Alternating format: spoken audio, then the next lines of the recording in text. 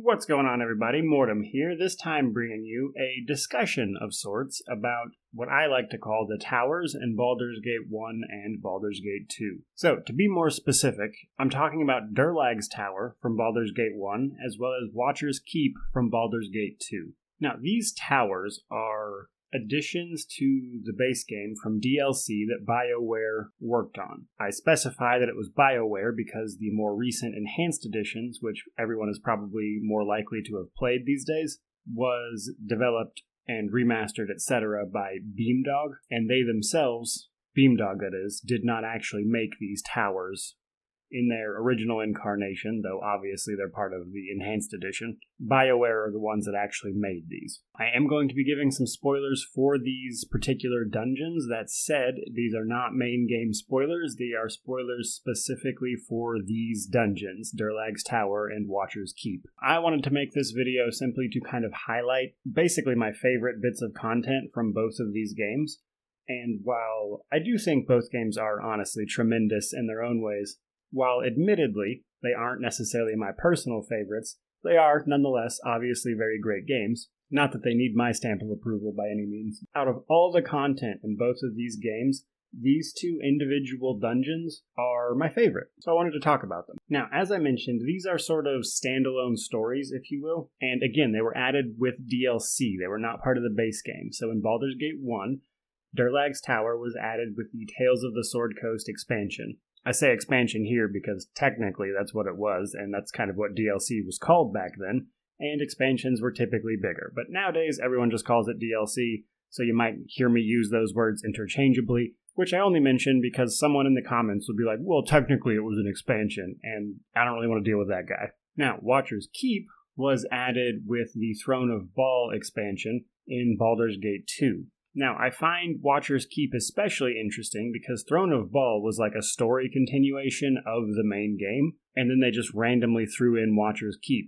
Now, that's an important distinction because in Baldur's Gate 1, Tales of the Sword Coast was just kind of a series of small little adventures, so Durlag's Tower was kind of just naturally a part of that, whereas it was kind of just odd to me that they threw in Watcher's Keep with the Throne of Bhaal expansion. Just kind of a little bit of trivia there, I guess. But with that out of the way, I'm going to give you guys kind of a quick summary of each individual tower and then kind of just talk about them a little more.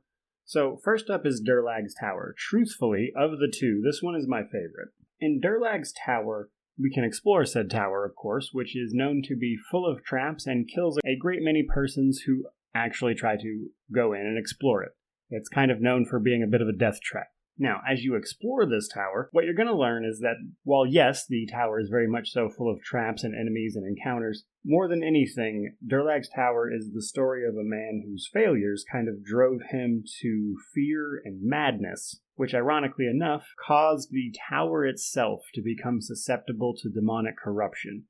And your task in-game, while you might not necessarily know it right at the start, is to basically root that corruption out by learning and understanding it, and eventually killing the demon knight behind it all, which should, finally, give Durlag's spirit some degree of rest. And then we have Watcher's Keep. So Watcher's Keep, again, is from Baldur's Gate 2, and it can be accessed technically any time during the main game. However, it's a fairly high-level dungeon, much like Durlag's Tower. However, the level range in Baldur's Gate 1 is much lower, so you can kind of tackle it whenever if you know what you're doing. Whereas in Baldur's Gate 2, Watcher's Keep is much more of a high-level dungeon, like 20 plus in that particular game. So I wouldn't recommend doing it until you're also doing the Throne of Bhaal stuff later. But essentially, some followers of the god Helm call you to Watcher's Keep to, hopefully, help them strengthen the wards around an entity that is imprisoned in the very basement, so to speak, of Watcher's Keep. They refer to it only as the Imprisoned One.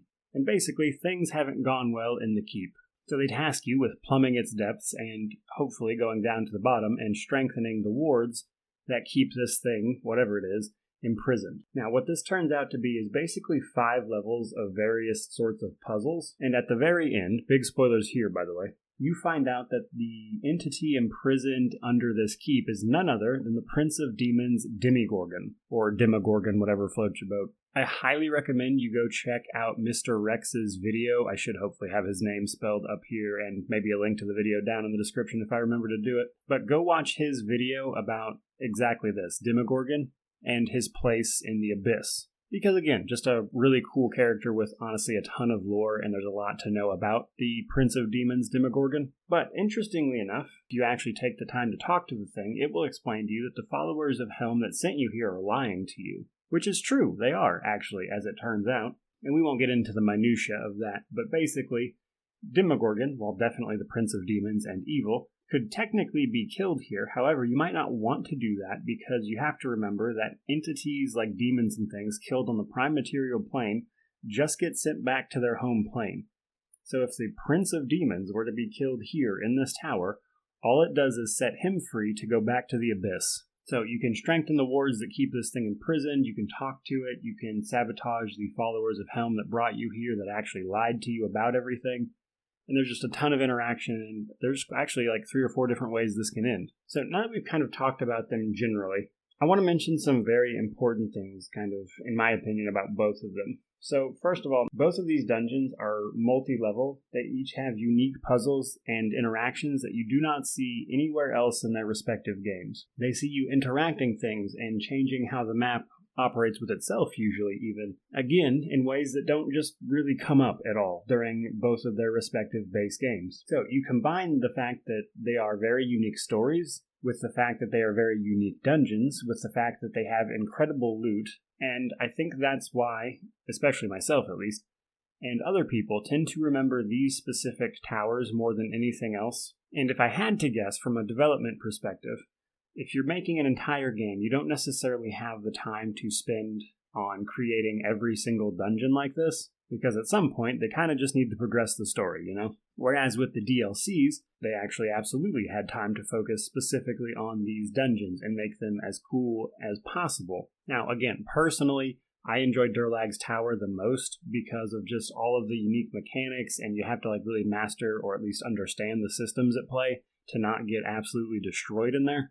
And combine that with the fact that the story being told to you in Durlag's Tower is honestly kind of moving, just hearing about this poor man's struggle to just hopefully protect his clan and how it just all went horribly wrong for him. It's sort of a tragedy in a lot of ways. And then Watcher's Keep, I really enjoy because, again, very unique puzzles that you just don't see anywhere else. But combine that with the fact that really enjoyed that they stuck Demogorgon down at the bottom there, who is a very memorable entity. And in Baldur's Gate 2, they even nailed his sprite. Like, his sprite actually looks basically like what he should look like, according to renditions of him. So that was just really cool. And more than anything, these towers just have unique gameplay, whereas the rest of the game can honestly get a little repetitive after a little while. But there you go, guys. Honestly, I just kind of wanted to take some time to talk about my favorite bits of Baldur's Gate games, because, again, while I personally do not consider the Baldur's Gate games my favorite games, or even on my list of favorite CRPGs, to be honest, I do much more, nonetheless,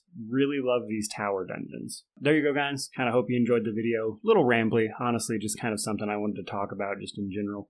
But if you did like the video, remember to like, comment, subscribe, all that YouTube jazz. But regardless of any of that, truly, just thank you so much for watching. May you wander in wisdom and have an amazing day.